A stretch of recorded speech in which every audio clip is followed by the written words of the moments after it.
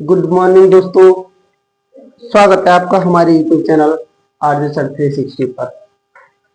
देखिए, हम प्रश्नावली 8 त्रिकोणमितीय अनुपात को समाप्त कर चुके हैं और अब हम चल रहे हैं प्रश्नावली 9 की तरफ, जिसका नाम है त्रिकोणमिति के अनुप्रयोग। अब हम ये पढ़ने वाले हैं। अगर हमने प्रश्नावली 8 अच्छी तरह से पढ़ी है तो 9 में कोई दिक्कत नहीं आई।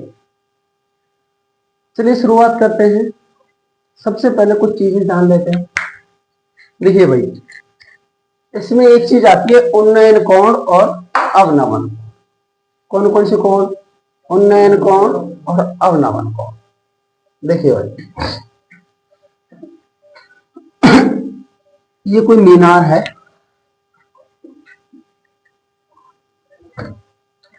देखो, यहाँ पे कोई काम करता हूँ, यहाँ पे कोई व्यक्ति बैठा है बिंदु ए पर।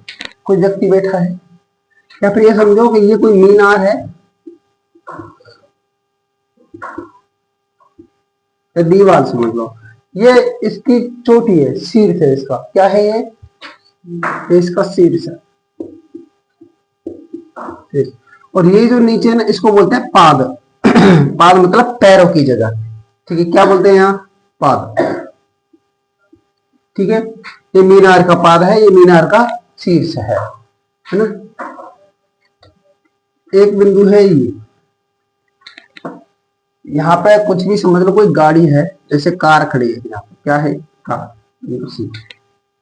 अब कार में बैठा व्यक्ति जब इस शीर्ष को देखता है, यहाँ पे कोई व्यक्ति बैठा है दूसरा, जब इसको देखेगा, ये कार में बैठा है कोई व्यक्ति, अब ये इसको देखेगा, तो ये जिस कोण से इसको देख रहा है ना, नीचे से ऊपर की तरफ देख रहा है, तो बनेगा उन्नयन कोण। कौन सा? उन्नयन कोण। उन्नयन कोण। उन्नयन कोण का मतलब कहां से देखता है? नीचे से ऊपर की तरफ देखना। नीचे से ऊपर की तरफ देखने को कौन सा कोण बनता है? उन्नयन कोण। ये उन्नयन कोण बनता है, ये इसका आधार का काम करता है। अब ये ऊपर वाला व्यक्ति है,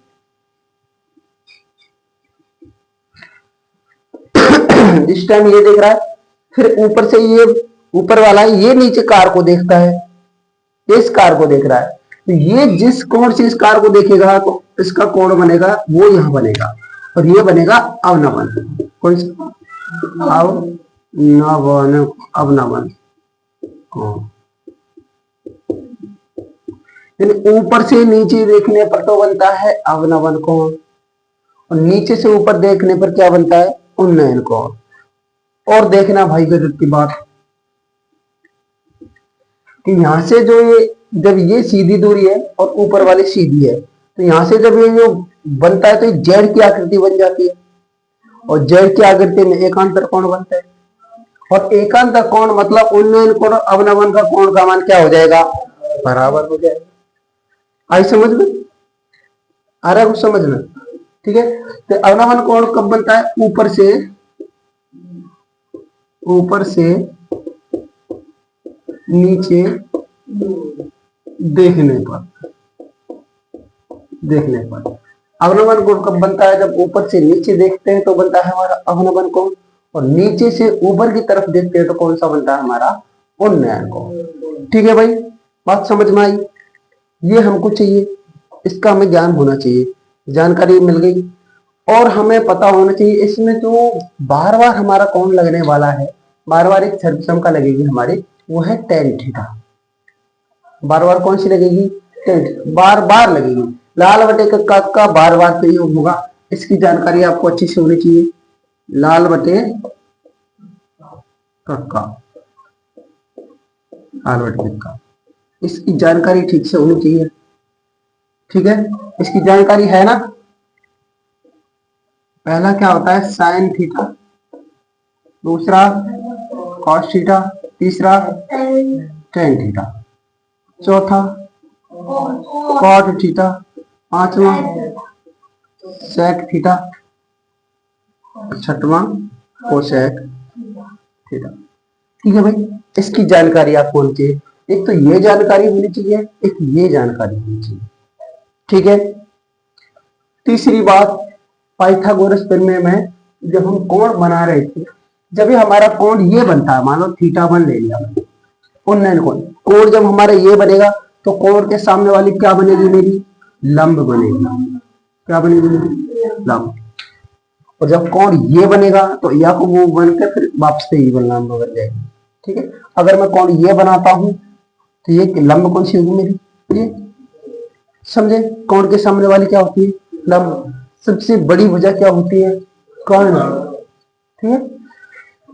यहां लिख देता हूं लाइन, समकोण के सामने वाली भुजा, सामने वाली भुजा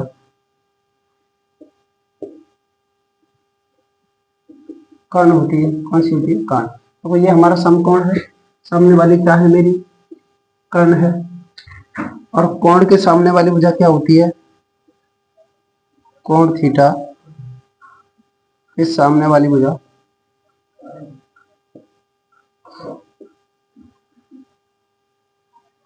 सामने वाली भुजा क्या होती है, लंब होती है। क्या होती है, लंब होती है। ठीक है। इसको नोट करो एक बार, ऐसा ही छाप लो इसको। हम सवालों की तरफ चलते हैं। देखिए भाई, अब हमारा 9.1 प्रश्नावली का पहला सवाल है जो हम करने जा रहे हैं। देखिए, ये कह रहा है, सर्कस का एक कलाकार एक 20 मीटर लंबी डोरी पर चढ़ रहा है। मतलब 20 मीटर कोई लंबी डोरी है, उस पर क्या है, चढ़ रहा है। सर्कस तो देखा होगा आपने, डोरी पर चलने वाले। ठीक है। 20 मीटर लंबी डोरी पर चढ़ रहा है।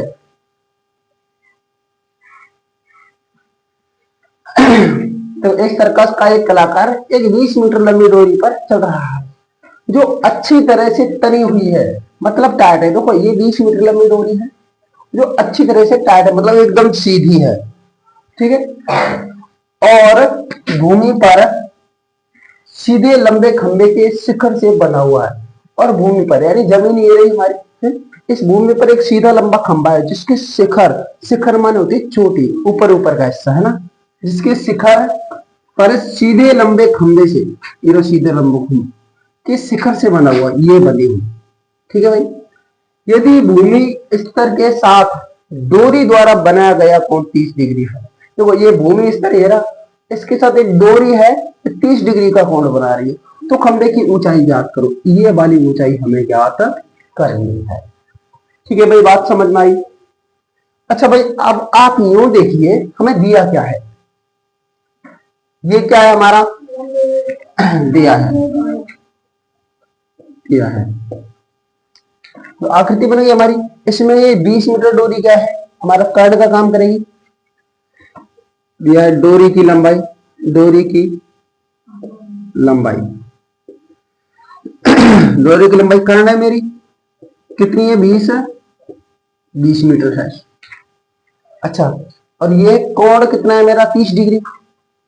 उन्नयन कोण है, कौन सा कोण है, उन्नयन कोण कितना दिया है, 30 डिग्री। अब आप मुझे और ज्ञात क्या करनी है, मुझे खंभे की ऊंचाई, खंभे की ऊंचाई। इतने बड़े सवाल में बस ये मैटर काम पता, खंभे की ऊंचाई हमें ज्ञात करनी है। अब ये देखना है हमें कौन सा सूत्र लगेगा, कौन सी सरसम का इसमें लगानी है। देखिए भाई, हमसे पूछ क्या रहा है, कोण ये रहा हमारा, कोण के सामने वाली भुजा क्या होती है हमारी, लंब होती है, लंब होती है ना, हमें एक लंब। और दूसरा दिया क्या है मुझे, कर्ण दिया है, नहीं कर्ण दिया है, लंब पूछ रहा है मेरे से। तो लंब और कर्ण लाल बटे कक्का से कौन सी सरसंख्या में आते हैं हमारे, एल बटे लन के कौन सी में आते हैं, साइन वाली में। साइन वाली में क्या आते हैं, लंब बटे कर्ण, साइन वाली है ना ये, साइन वाली। तो हमें जो हमारी सरसंख्या इसमें आते हैं ना वही लगानी है हमें। ठीक है।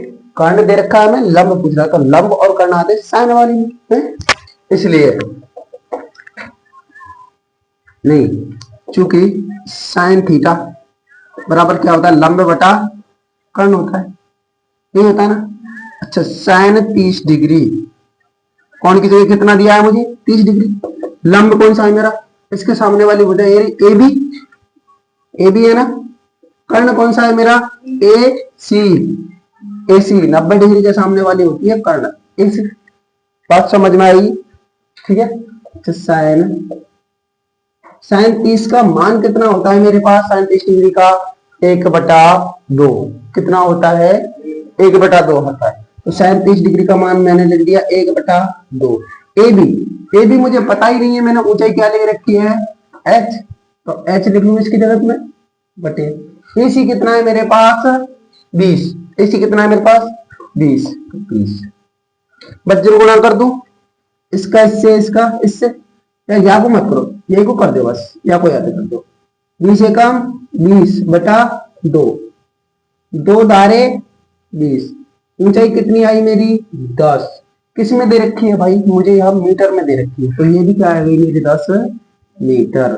ऊंचाई कितनी आ गई मेरी, 10 मीटर। समझ में आया सवाल, हो गया, नोट करो।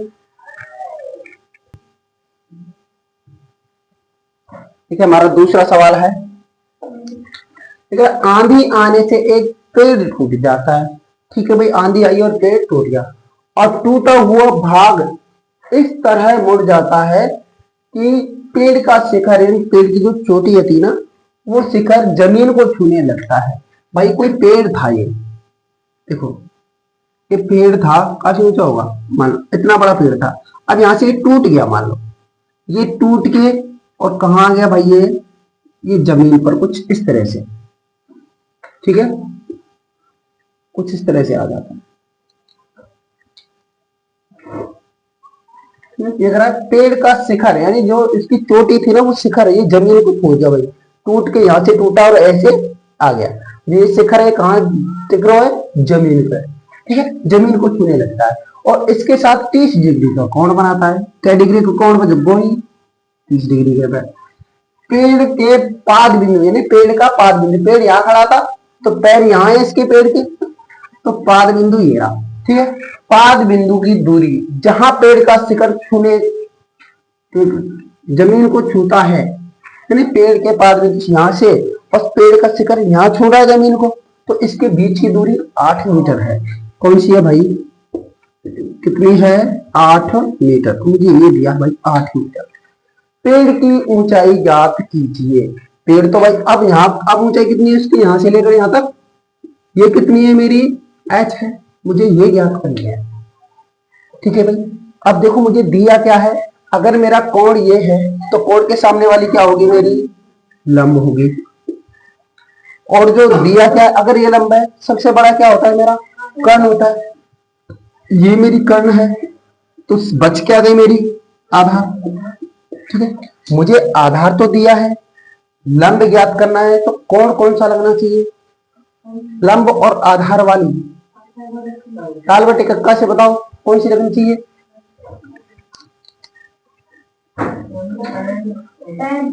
टेन लगना चाहिए।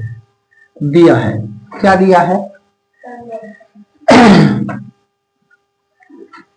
इधर पेड़ के पाद बिंदु से जमीन के, पेड़ के शिखर पर छूने, तो जमीन को छूटा है, सीधा लिख दो, आधार दिया आपको, ठीक। सबसे पहले ध्यान मुझे पेड़ के पाद बिंदु से, पाद बिंदु से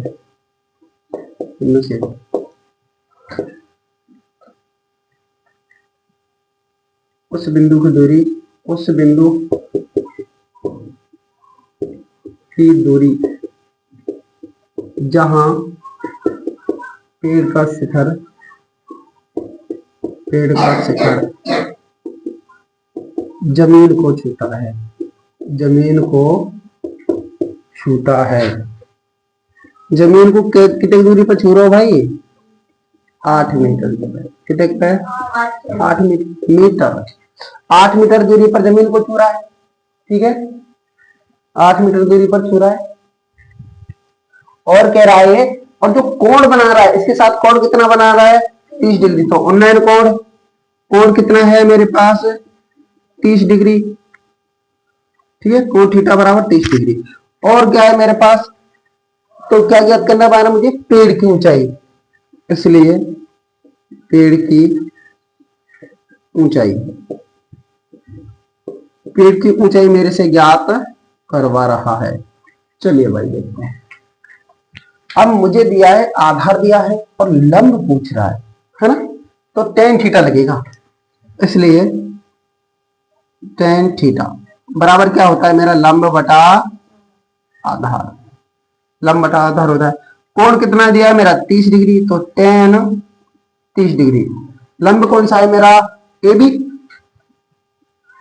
आधार कौन सा है, BC। लंब है मेरा AB, आधार है मेरा BC। ठीक है। अच्छा भाई, tan 30 डिग्री का मान कितना होता है, कितना होता है भाई, नहीं, हाँ 1/√3। कितना होता है, 1/√3। tan 30 डिग्री का 1/√3। चलो, और AB कितना है मेरे पास, H/8। ठीक है, ये दिया मुझे। अब क्या हुआ, 8 इधर चला जाएगा मैं, तो 8/√3। ऊंचाई क्या आ गई मेरी इसकी, 8/√3। अब ये रुक जा, ये आ गई मेरी 8/√3। कितनी आ गई मेरी, 8/√3। मैं देखता हूं यही पूछ रहा है कि नहीं पूछ रहा। देखिए भाई, वो कह रहा है कि पेड़ की ऊंचाई ज्ञात करो, मैंने पूरे पेड़ की ऊंचाई ज्ञात करनी है। अब हमने जो ये निकाली है 8/√3, ये तो भाई आधे पेड़ की ऊंचाई आई है, यहां तक की आई है 8/√3। अगर मुझे पूरे पेड़ की ऊंचाई चाहिए तो यहां तक पेड़, और जो यहां से टूट के ये गिरा है तो ये भी मुझे चाहिए। तो ये क्या है मेरा, कर्ण है। ठीक है, तो मैं लगाऊंगा सीधा पाइथागोरस प्रमेय। मुझे कर्ण भी चाहिए, पाइथागोरस प्रमेय से। पाइथागोरस प्रमेय से, पाइथागोरस प्रमेय क्या होती है, कर्ण का स्क्वायर बराबर आधार स्क्वायर प्लस लंब का स्क्वायर। ठीक है। अच्छा भाई, आधार कितना है मेरे पास 8, 8 का वर्ग। लंब कितना है 8/√3, इसका वर्ग, ये स्क्वायर। 8 का वर्ग 64, 64/3 का √3 का वर्ग 3। अब इसका मैं रूट कर देता हूं, क्योंकि मैंने a को क्या है, वर्ग में ले लिया, वर्ग में ले लिया। ठीक, इसका इससे करूंगा, 4 तिया 12, 6 तिया 18, 19 प्लस 64/3। ये आया मेरा, और इसको जोड़ दिया मैंने, 4 2 6, 9 6 15, 2/3। अच्छा भाई, 256 है, इसका वर्गमूल 16 होता है, और √3 वो 3 है, ये √3 में ही रह जाएगा। ठीक है। आगे मेरा आया था के बराबर आया मेरा 16/√3। कर्ण कितना आया मेरा 16/√3, क्योंकि भाई के यहां से मैंने वर्गमूल लिया इसका। 256 का वर्गमूल होता है 16, √3 का होता नहीं है, तो ये 3 रूट में ही रह गया मेरा। अब कर्ण आ गया मेरे पास। अब देखो, जो पेड़ की ऊंचाई है, यानी कर्ण आ गया ये वाला, पेड़ की ऊंचाई, ये ऊंचाई और ये ऊंचाई, ये दूरी, इन दोनों को मिला दूंगा तभी तो पूरा पेड़ बनेगा। इसलिए पेड़ की ऊंचाई, पेड़ की जो ऊंचाई है मेरी, वो क्या बनेगी, ये AB plus AC, AB plus AC। AB है मेरा 8/√3 और AC है मेरा 16/√3। ठीक है भाई, मैंने क्या ले लिया, इनका लासा लिया भाई, जगह कम पड़ जाएगी भाई, ना पड़ेगा। √3 लासा आ गया मेरा, तो ऊपर वाले जैसे तैसे 8 + 16, 8 और 16 कितना होता है 24, √3 नीचे 24, नीचे √3 है भाई, ऊपर 24 है। तो इस 24 को मैं ऐसे लिख सकता हूं क्या, 8 × 3/√3। अब जो मेरा 3 है, ये इसमें 2 √3 होते हैं, पता है तुम्हें कैसे होते हैं ये 8, इस 3 को मैं √3 × √3 लिख सकता हूं, बटे में √3, एक √3 से एक √3 खत्म, तो मेरा क्या बच गया 8√3। मीटर। ये क्या आ गई भाई, मेरी पेड़ की कुल ऊंचाई आ गई भाई। कितनी आ गई पेड़ की कुल ऊंचाई? 8√3। बात समझ में आई? आ गई, नोट करो।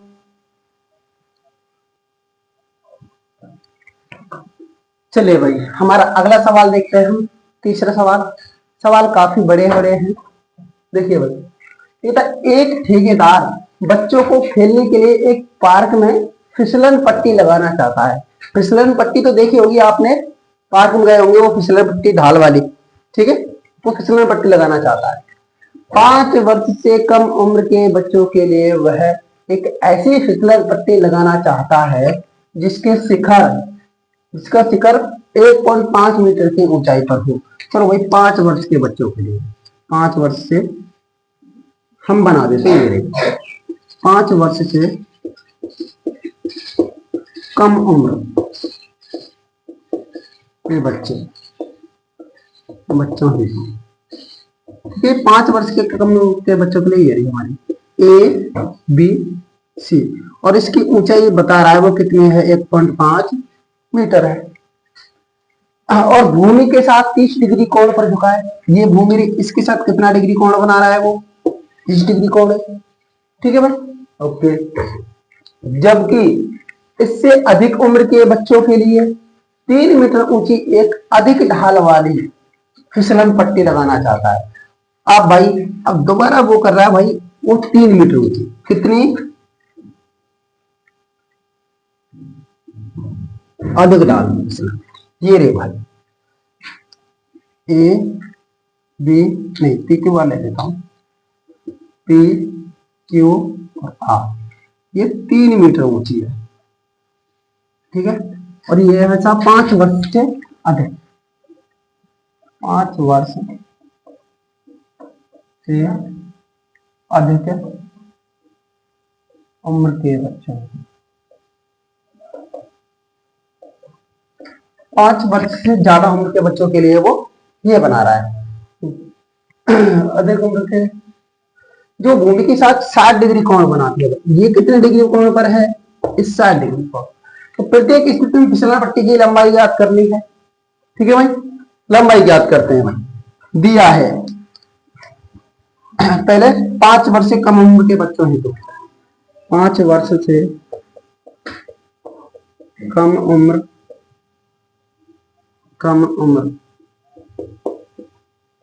के बच्चों हेतु।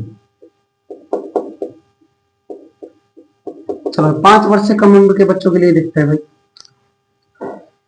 कोण कितना दिया है। ये शिखर से ऊंचाई, पहले लिखता हूं, शिखर से ऊंचाई, शिखर की ऊंचाई H1 कितनी दी है मुझे, 1.5 मीटर। कोण कितना दिया है मुझे, 30 डिग्री। कोण मुझे 30 डिग्री दिया है, देखो ये। और इसके सामने वाली भुजा क्या होगी, मेरी लंब। मुझसे पूछ रहा है फिसलन पट्टी की लंबाई। फिसलन पट्टी ये रही मेरी, इसी पर फिसल रहे हैं भाई, ठीक है। अब इसकी लंबाई, तो ये मेरी क्या है, इस कोण में, इस त्रिभुज में क्या है, ये मेरी कर्ण है। और इसको क्या, फिसलन की लंबाई है, ये फिसलन पट्टी की लंबाई, फिसलन पट्टी की लंबाई, ठीक है भाई। और वैसे क्या है मेरी ये कर्ण, तो मुझे लंब दिया है, कर्ण पूछ रहा है। कौन सा फॉर्मूला, लंब बटा कर्ण वाला, कौन सा है वो, साइन थीटा। इसलिए साइन थीटा बराबर क्या होता है, लंब बटा कर्ण। साइन 30 डिग्री दिया है, कौन, साइन 30 डिग्री। लंब कौन सा है मेरा, AB। कर्ण कौन सा है, कर्ण कौन सा है उसमें, AC। साइन 30 डिग्री का मान होता है 1/2। लंब कितना दिया है, 1.5 AC, ठीक है। वज्र गुणा कर दूं, इसका इससे, इसका इससे, इसका इससे कर दो, इसका इससे कर दो, AC गुणा 1 तो AC। 1.3 गुणा 2 कितना हो गया मेरा, 3 मीटर। कितना हो गया, 3 मीटर। आए समझ में। 1.5 1.5 होता है, 1.5 गुणा 2 1.5 और 1.5 3, तो 3 मीटर। अगर वो 5 वर्ष से कम उम्र के बच्चों के लिए फिसलन पट्टी बनाता है तो उसकी लंबाई कितनी होनी चाहिए? 3 मीटर। कितनी होनी चाहिए? 3 मीटर। ठीक है। अब हम आगे चेक करते हैं भाई 5 वर्ष से अधिक उम्र के बच्चों को। 5 वर्ष से अधिक उम्र के बच्चों से। अब भाई देखो 5 वर्ष से अधिक उम्र के बच्चों के लिए जो शिखर की ऊंचाई है यहाँ पे, यहाँ कितनी है? ये 3 मीटर। शिखर की ऊंचाई H2 ये है मेरा 3 मीटर। कोण कितना बना रही है? 60 डिग्री का। अब देखो भाई ये कोण है, ये ऊंचाई है, तो ये मेरी लंब है। कोण के सामने वाली लंब हो गई। यही पूछ रहा है मुझे फिसलन पट्टी की लंबाई। ठीक है, पट्टी की लंबाई पूछ रहा है, जो कि क्या है मेरा? कर्ण। ये मेरा कर्ण है। चलो भाई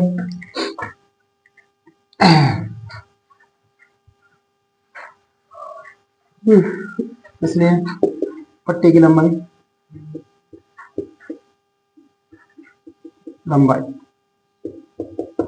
याद करता है, यहाँ भी पट्टी की लंबाई।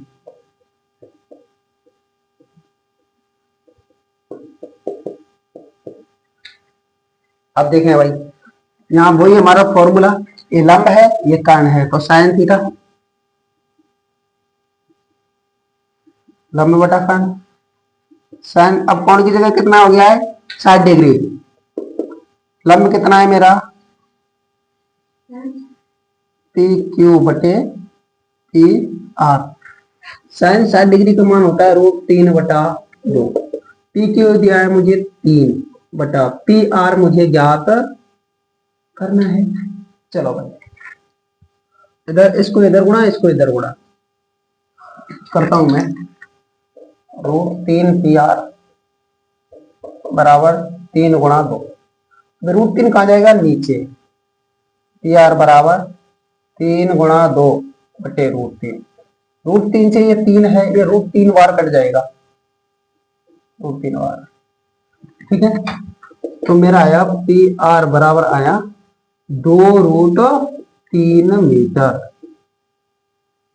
कितना आया मेरा? 2√3 मीटर। अगर 5 वर्ष से अधिक उम्र के बच्चों के लिए फिसलन पट्टी बनानी है तो उसके लिए कितना चाहिए मेरे को? 2√3 मीटर लंबी फिसलन पट्टी चाहिए। बात समझ में आई? दोनों की आगे भाई, ये 5 वर्ष से कम उम्र के बच्चों के लिए है, 5 वर्ष से अधिक उम्र के बच्चों के लिए। ठीक है भाई, नोट करिए।